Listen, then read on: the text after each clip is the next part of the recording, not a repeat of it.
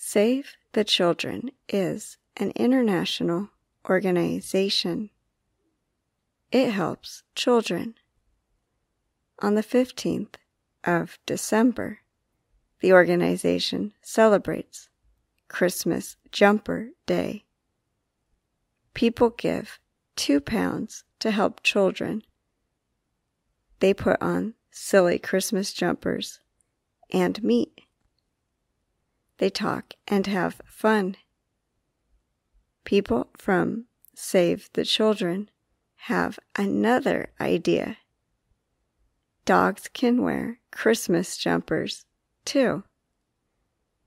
Save the Children organizes a meeting for humans and dogs.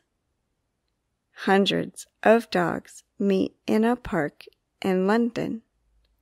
They all wear Christmas jumpers.